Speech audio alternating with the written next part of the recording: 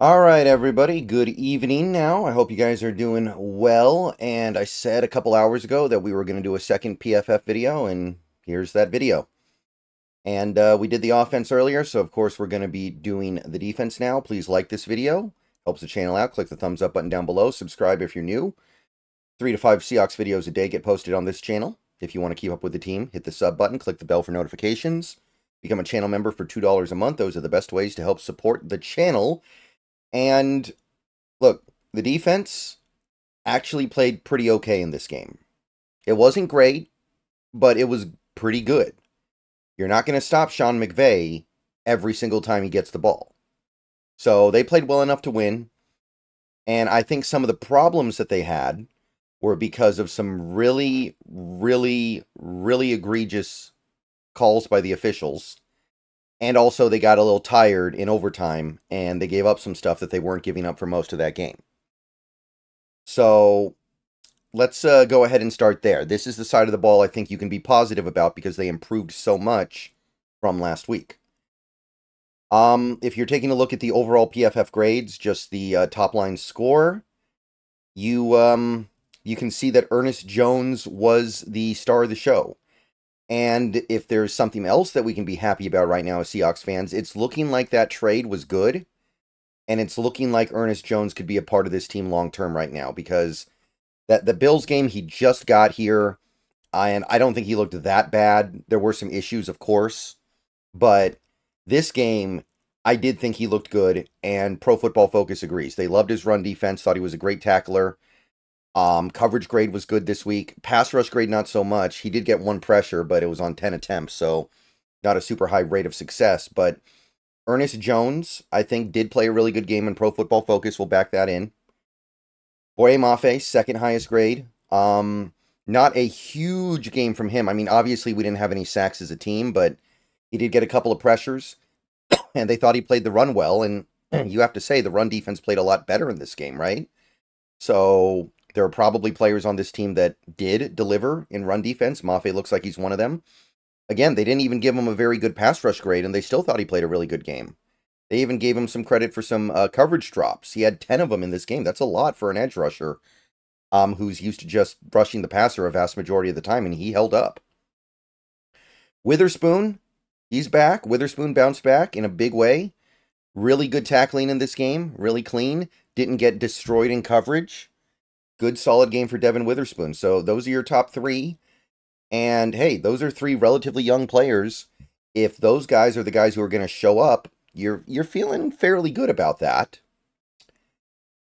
Kobe Bryant, something's happening here, I think. And it's not just me saying it with my eyeballs. It's me seeing it with my eyeballs, but it's PFF seeing it as well. They like what they see from Kobe Bryant more than they dislike what they see from him over the last couple of games that he's played a lot in. So maybe he's found his calling in this league to be a safety, and maybe we don't have a need at that position going forward. I'm open to it. I'm going to at least be receptive to the possibility. So Kobe Bryant graded out well. No missed tackles. Pretty good in coverage. They like what they see. Now, Kayvon actually got a pretty good grade for this game, which is a sharp departure from what he usually does, because usually Kayvon Wallace gets destroyed by PFF, so that's cool. Only 10 snaps, though, so not super meaningful. Leonard Williams comes in with a nice score. He does his job. 6 QB pressures, by the way. Really impressive stuff. I thought Leonard Williams played a good game. He's getting it done. He's earning his money. I don't know if he's worth every penny of that extension, but he's worth most of it at the very least. More than I can say for some of these other guys. And then you kind of have a drop-off into the guys who were just okay, like Jaron Reed and Julian Love. Byron Murphy was just okay. Guys who were relatively anonymous, right? Tyrell Dodson's also in this group as somebody who got a couple of quarterback pressures, but felt like he wasn't super capable in like coverage, and he made some tackles down the field after significant gains. And then you get down into the guys who you could kind of definitively say played pretty bad.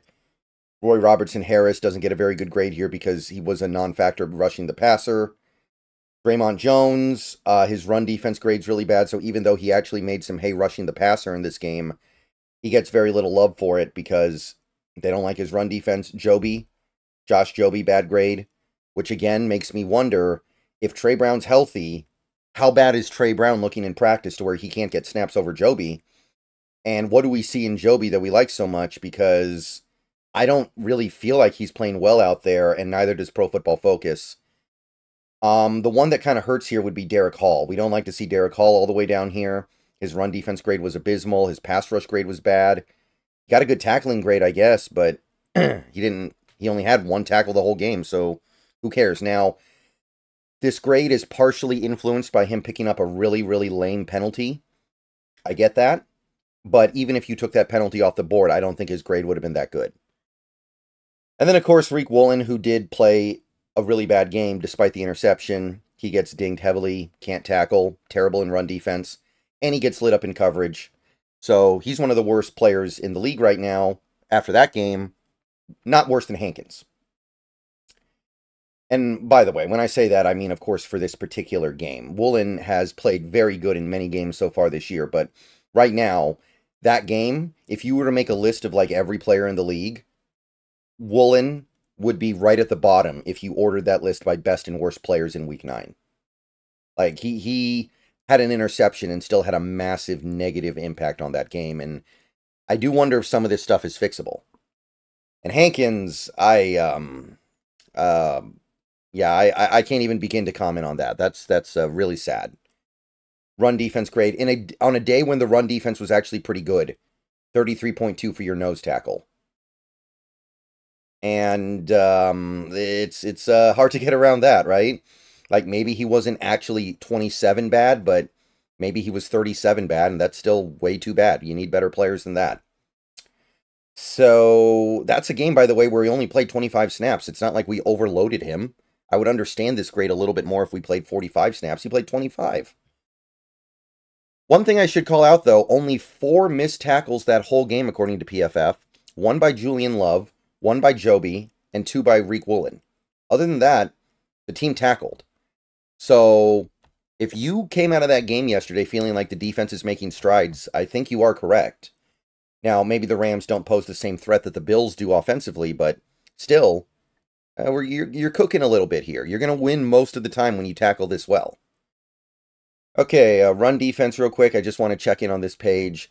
We did actually have 3 players with more than 2 run stops. Ernest Jones had 3 run stops, and so did Byron Murphy. And you can see that a significant majority of our run play tackles, 23, were stops. And it feels better than it did in previous weeks, right? Like, this feels better than it did in previous weeks. And again, those days of Bobby Wagner having like 5 or 6 run stops every game consistently are probably gone.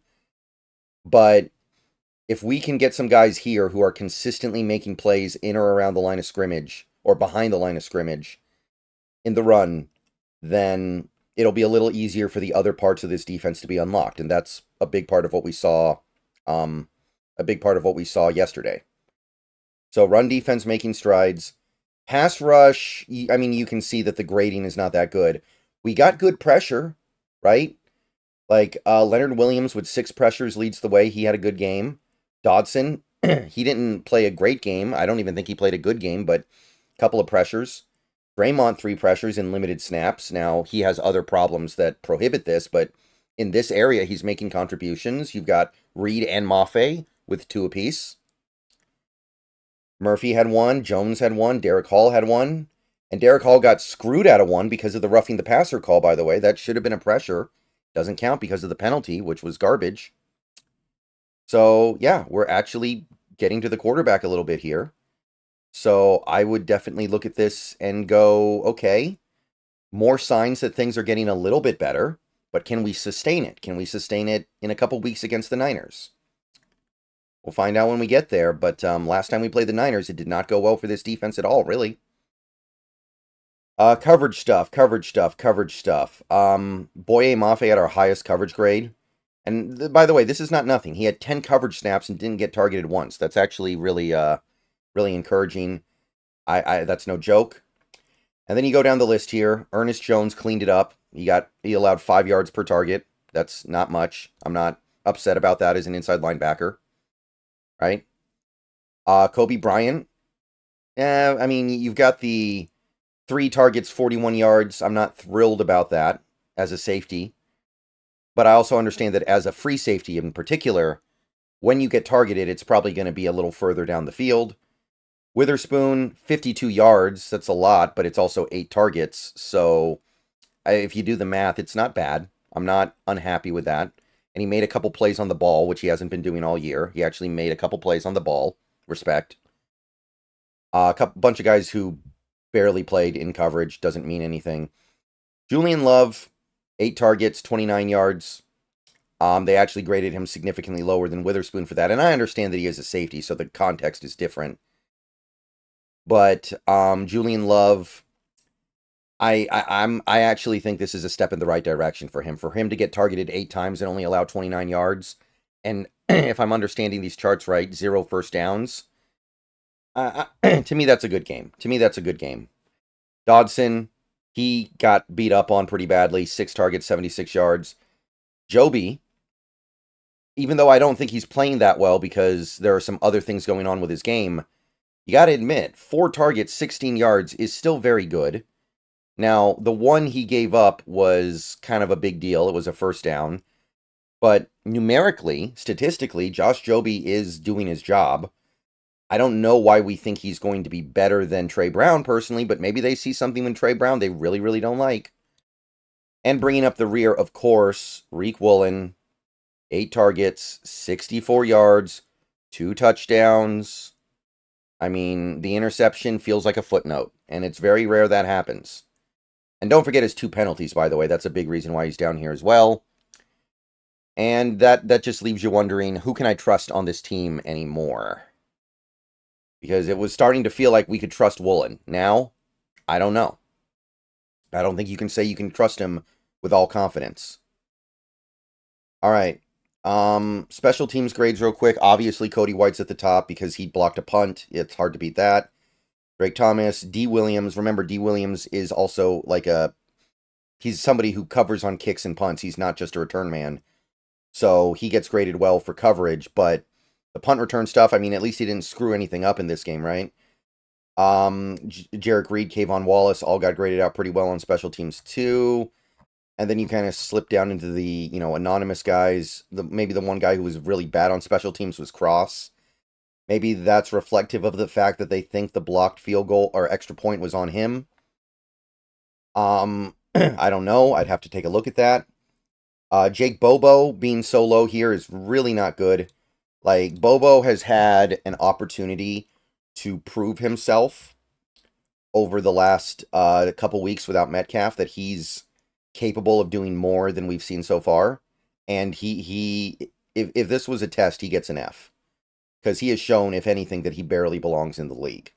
And if he really is this forgettable on special teams and as a run blocker, as PFF is claiming, then he shouldn't even be in the league. He should be legitimately not on a football team, because at that point, if you can't run block and help on special teams, you don't do anything. So, big second half of the year for Bobo. He will probably not make this team next year if he doesn't find a way to meaningful contributions. At least you got to start run blocking. All right, I'll see you guys later. Go Hawks. And that's the PFF rundown for the defense.